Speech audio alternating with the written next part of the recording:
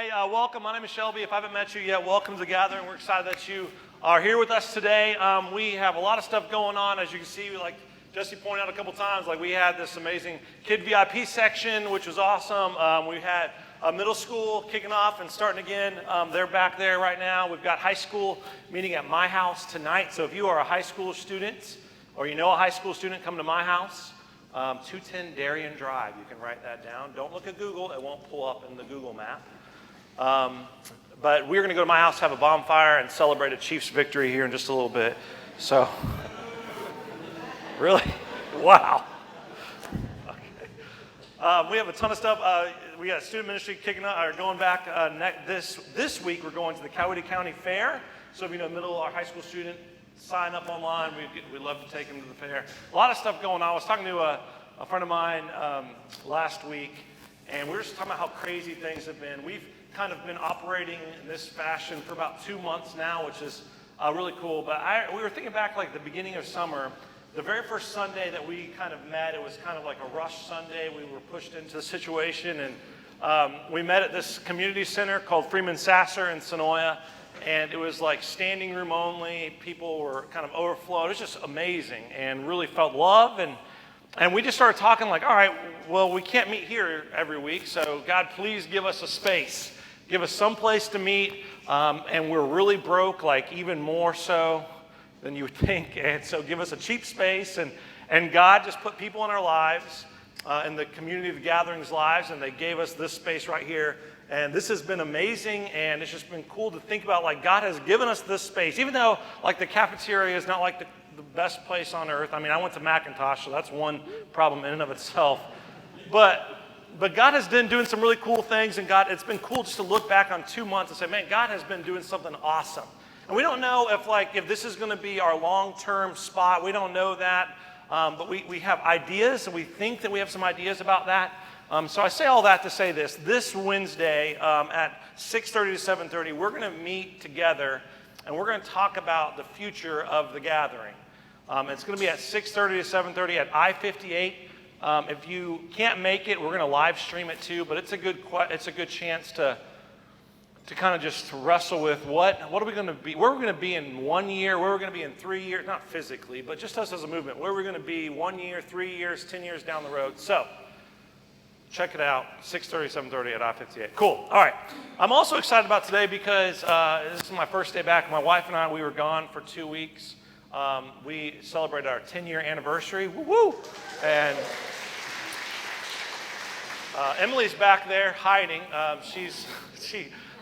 We went on a cruise. How many of you guys like cruises? Anyone? Yes, that's the way to go. So we went on a cruise, and we went to a couple different places. One of them was the British Virgin Islands, and we parked the boat, the cruise ship, and we wanted to do this like excursion. They have these giant boulders that are called the baths. These boulders are out in the middle of this shoreline, and they create little puddles of water. It's really cool. Then you go through like this caves and stuff. So we were going to do that, and so we go on this ferry. It's like 30-minute ride on the water, and we're going to go snorkeling out here at these baths, and we're excited about that. The tour group gave us the rental snorkels. We didn't want to like bring our own. We wanted to just rent what they had, and you can imagine rental snorkels. There's like a hole in my flipper.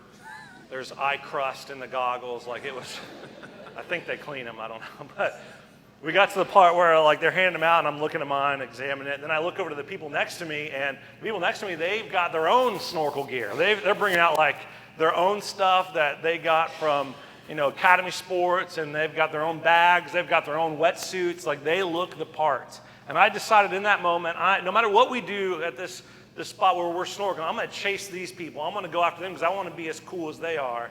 And so we jump in the water, and there's 2 places to go. One is like if you're new to snorkeling, you can go to the tour guide, and they're going to teach you, I guess, how to breathe. I don't know. They're going to teach you how to breathe through a snorkel. And then the other part is like the experts. And so I decided I'm going to chase these experts. They look the part. I'm going to do what they do. And I had no idea, but you can actually do tricks in the water when you're snorkeling.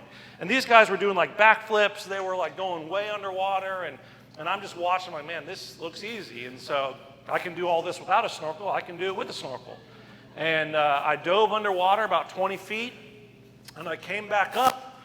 And I guess when you come up from snorkeling, you want to take that first breath and push it outwards to get all the water clear. So when I came up, I was pushing to the limit. I was holding my breath as long as I could, and I came up, and I just took a deep breath inward. And I didn't get any breath. I got all water, all ocean water. In fact, if I juggle around, there's still ocean water in my lungs right now. I learned in that moment, I was maybe chasing the wrong group of people. I should have been learning how to breathe with the tour guides in that moment. I think that's kind of like life. Like sometimes we chase the wrong things in life. Like sometimes, I remember when I was at college, I was wanting to look cool, and so I went out and bought the coolest car I knew, which was a Nissan Altima. And I couldn't afford the car, so I bought this brand new car, and I was using my credit cards and my student loans to pay for the car payment. I was chasing the wrong thing, and I learned that pretty quick. That wasn't the right thing to do. It was setting me up in a bad position. And if I didn't get that fixed, Emily and I wouldn't have made it 10 years. And so thankfully we got that fixed. But I think sometimes that's what we do. We chase the wrong things in life. And maybe you've been there before. If you're looking back at your life, you're like, man, for that period of my life, I was chasing the wrong thing. Like maybe in your life you're putting a lot of pressure on your job or your title or your position or maybe a certain amount of money. You're like, man, if I could just work this long, then I'm going to get this X amount of money. I'm going to get that type of position, and I'm going to go all after that thing. And you're chasing that thing, and in the end, you're like, man, you look back at your life like, man, I don't feel like I'm where I should be in life.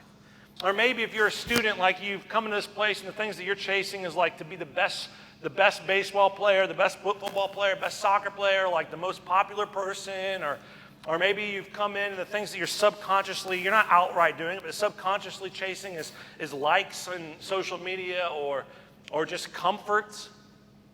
I think a lot of us in this area, what we chase the most is comfort. And we do what's most comfortable for us. And the result is when you chase the wrong things, in the end, it kind of is like when you come up snorkeling and you breathe in instead of breathing out. It feels like you're drowning, like you just kind of go through the motions, and it feels like maybe in the end you get stuck in a rut. You know, Jesse and I, we've talked about this a lot, but sometimes we get people that will come and say, hey, I just feel like my faith is kind of stuck in a rut. Like at one point I was close to God, but now as I've moved farther away from that moment, it just feels like God is far away, and I don't even know if he's listening anymore. See, sometimes when you chase the wrong things in life, it can feel like we're just stuck. That's what we're going to talk about. That's what we're going to talk about this morning. So, if you have your Bibles, flip on open to the book of John. That's where we're going to go. We're going to go hang out in the book of John for a little bit. And in this sermon series called The Church Defined, this is our first sermon series ever here at the Gathering. And we decided if we're going to start a sermon series, we probably should define what we are. So we started off with a series called Church Defined, Letting Go of Religion, Rediscovering Jesus. And in this sermon series, we've just been talking about the different elements that make up the church. And it's not what we say the church is, but when we look back at Scripture, what does Jesus hope for the church? And that's kind of what we've been exploring. So if you've missed any message, go back, take a listen on Facebook. You can find it there. But essentially, we've identified a couple things. If you look at ancient Judaism, which is the faith that Jesus would have grown up with, the people, that religious system at the time, there were kind of three key markers. The first one is the ancient Judaism was based on this idea of a sacred place. That we're going to form our religion around a place, a temple. And then the next one is this idea of sacred people. So the religious structure has a sacred place, and inside the sacred place are these sacred people that we kind of get the impression they have the secret kind of phone line to God, and they're the ones that can interpret what God's saying, and on and on and on. And then the final element of this religious structure is sacred procedures. So in order to get right with God, you've got to go to this sacred place. You've got to follow what the sacred people tell you, which comes from the sacred procedures. And if you're looking at ancient Judaism, a lot of their sacred procedures come from what we now call the Old Testament or the Old Covenant, the Mosaic Law. but it was also what they added to it. So it was their rituals, it was their traditions, it was kind of their way of life. Like, you knew that someone was a Jew by the clothes that they dressed, what they were wearing. You knew that someone was a Jew by how they celebrated the Sabbath, for example. When the rest of the world was working, Jews, they just wouldn't do, they were resting. So you had one side of the spectrum of just kind of the world, and the world was navigating their way, and they had their religious systems and that type of stuff. And then you had this ancient Judaism side, and they kind of had three markers: the sacred temple, the sacred place, the sacred people, and the sacred procedures. And they kind of navigated life like that. But sometimes, like us, sometimes it feels like they got in a rut with God. If you look back at like the Old Testament, you can see time and time again this hope that there was something more. That God had something more planned for them than just those three markers. They hoped that God would relate with them a little bit differently than what they were. There was this hope that something else was going to happen. And here at the gathering, we believe that hope finally was delivered in the form of a little baby boy named Jesus. And Jesus walked on scene, and as we've talked about in this whole sermon series, it seemed like time and time again his interactions with the religious elites, the religious leaders, Jesus' interactions with them was trying to strip down this religious system of sacred places, sacred people, and sacred procedures. Eventually, that got him in a lot of trouble. Today, what we're going to pick up is in the middle of what we call communion or the Last Supper. We just celebrated it just a moment ago. But what we really see, all of Jesus' ministry come to fruition here on this night. So this night, Jesus gathers his disciples together, and he kind of kneels down and he washes their feet, which in and of itself is crazy. Because remember, they were operating under the ancient, the kind of religious system, the temple system, which said that there are sacred people. And you may not agree with this, but the friends of Jesus that were in that room, they would have said that Jesus was the most sacred person in the room. And the fact that Jesus was kneeling down and washing the feet of his students, it would have blown the whole system up. That's just not what you did. So Jesus washes the feet, and then he continues, and they're celebrating this meal that they do every single year as a part of their sacred procedures. It was their traditions, it was their rituals, it was called the meal of the Passover. And the meal of the Passover remembered something that happened a long, long time ago, and their custom and their rituals and their traditions and their history. And Jesus stands up and he says, hey, from now on, when you do this meal, don't remember the sacred procedures anymore. Don't remember the traditions that brought you here. I want you to remember me. Jesus says, I'm ushering in a new covenant. We talked about that a couple weeks ago. I'm ushering in a new covenant, and the covenant is in my blood. And he brings in this new covenant, and people at the time could have easily asked the question, okay, if we've got this new covenant, what is our marker as followers of this new covenant? What is our marker that we are in this new covenant? How do we know?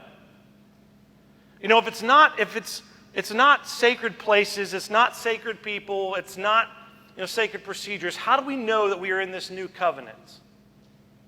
And Jesus goes on, and he says this. Let's look at John 13. He says, a new commandment I give to you. So there's a new covenant, and then he lays out this new commandment. This is kind of the obligation part of this new covenant, I guess you could say, but in a weird way because he's already paid the price. But he says, a new commandment I give to you, love one another just as I have loved you. You also are to love one another. Love one another as Jesus has loved us. See, it's in this moment that Jesus is laying out this idea that for too long, the people have been chasing the wrong things. They've been chasing material in the form of a temple. They've been chasing position in the form of political power and in the form of these, sacred people. And they've been chasing their way of life, this idea that they were right and the rest of the world was wrong at the cost of relationships. And Jesus says right here, a new commandment I give to you, love one another. The thing that we've got to chase, if you are a new covenant person, the thing that we've got to chase is love, but not just any type of love. Love like Jesus loved us. What does that mean? Man, this sentence, this verse is smack dab in the middle of Jesus' example of his type of love. A few minutes before it, Jesus kneels down and washes the feet of his disciples. And a few moments right after this, Jesus is going to lay down his life for the people that hung him and put him up on a cross. That's the type of love that Jesus is talking about. It's a love that says, and listen, I'm going to do what's best for others, no matter the cost. That's the love of the new covenant. A new commandment I give to you, love one another, love people. Do what's best for them, no matter the cost. That's what Jesus is talking about here. A pastor in Argentina, in this church in Argentina, he kind of was trying to figure out how to express this to his congregation. You know, he said by now the congregation was chasing what would seemingly be the right thing. They would hear 2 to 3 sermons a week. They were a part of small groups, and they were chasing more knowledge about God. They were consumed with more knowledge. And so he wanted to figure out, how can I get them to see, because he described it this way, that their knowledge had surpassed their experience as a congregation. They woke up and the thing they wanted to chase was more knowledge about God. All kind of like good things, right? But he wanted them to grab this. Love one another as Christ has loved us. So one Sunday he stood up and he said this on a Sunday morning first sermon. He just said, love one another. And then he sat down. There was awkward silence for a couple minutes, some wrestling in their seats. And the pastor stood back up and he said, hey, love one another. And then he sat down. And now people really were getting restless. A couple minutes went by and he stood back up. He said, love one another. Someone leaned over to the person sitting next to him and said, I think he wants us to love each other. And he asked the question to the person next to him, how can I love you better? The guy said, I'm really hurting financially. So the guy took out his checkbook, wrote him a check, no questions asked. And that started a movement in that congregation. For 6 months, all they did was focus on this idea, love one another. You have no idea how bad I wanted to just say that today. Love one another. Guys, sometimes we make this whole Jesus thing way too complicated. And when we make this Jesus thing way too complicated, the result is a lukewarm faith that sometimes we don't even understand. We're having arguments about things that aren't the main thing. And the result is people look at that and they say, wait a second, I don't want anything to do with that. They're not loving, they're just arguing. They're not loving, they're just consuming more knowledge. The only thing that counts is faith expressing itself through love in every moment. Love always. Paul says it another way. The aim of our charge as followers is love. What kind of love? Jesus kind of love. Here's the bottom line for today. Chase love in every moment. Get out your phones, text it to your spouse. That way, if you're in an argument, you can hold it up and show it to them. Put it on social media, whatever you want. Chase love in every moment. See, sometimes when we look at like Jesus' type of love, we're like, well, Jesus died on the cross. That's a giant type of love. I don't know how to get there. Well, here's the reality. Jesus took every little bitty moment and he leaned into love. So every 30 seconds in your life, lean into love. Chase love in every single moment, every single conversation, chase love.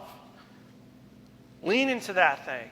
See, this type of love says it's not about me anymore. This type of love says I'm going to do what's best for you no matter the circumstances, no matter the outcome.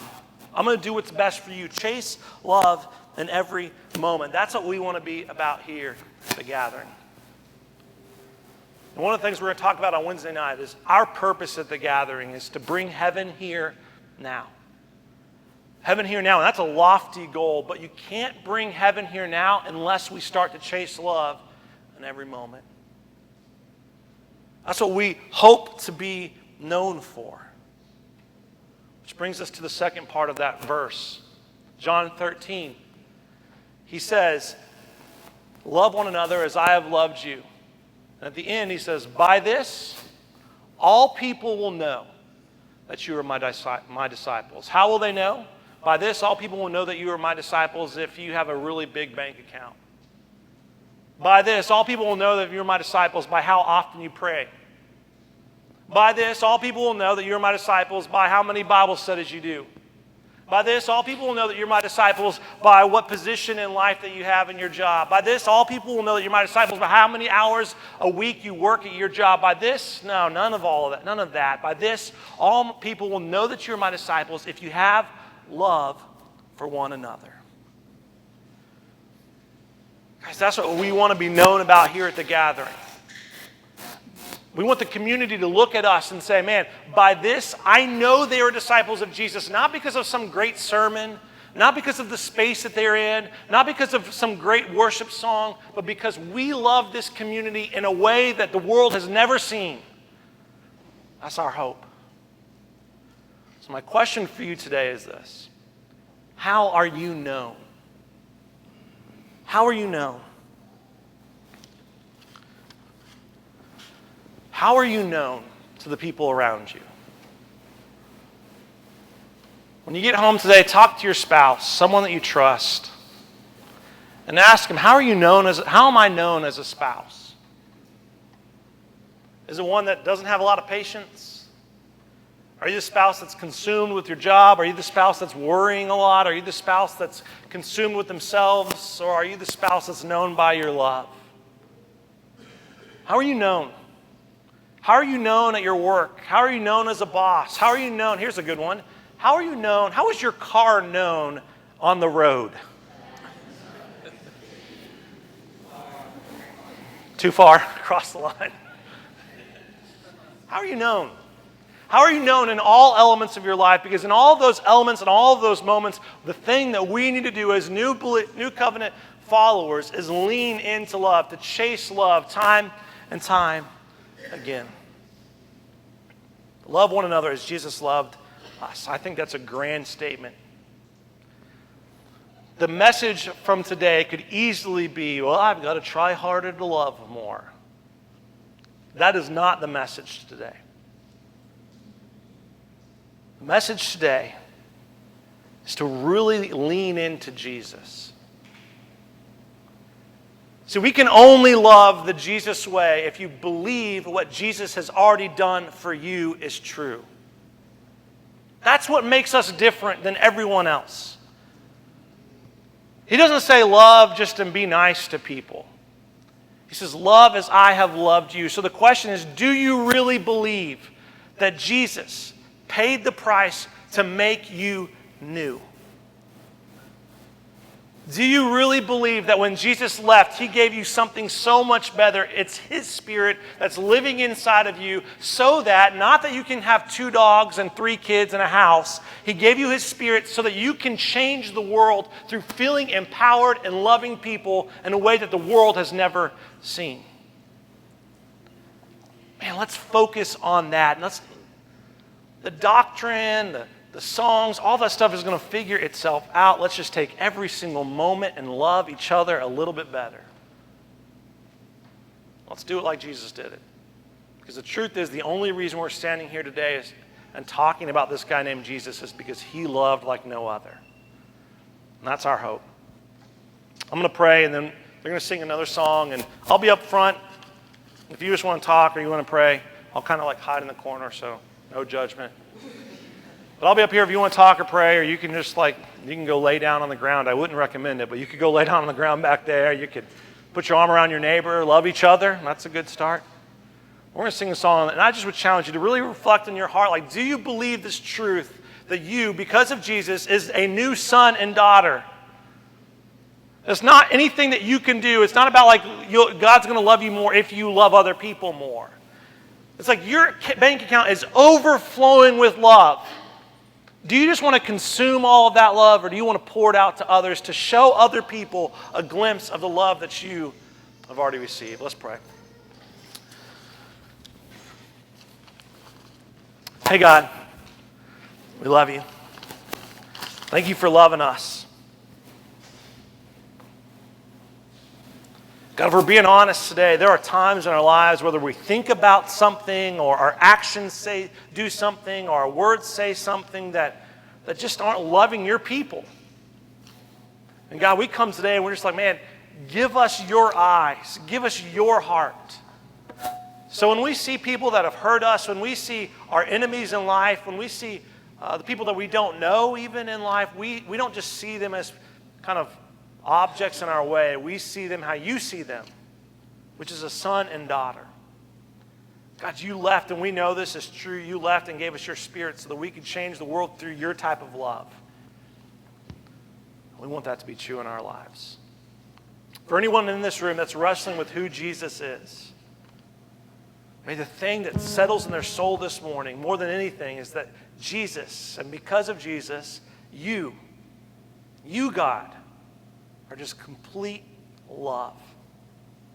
And if anyone's wrestling with that question of who you are, may they just know that you love them so much. We love you. Pray all this in Jesus' name.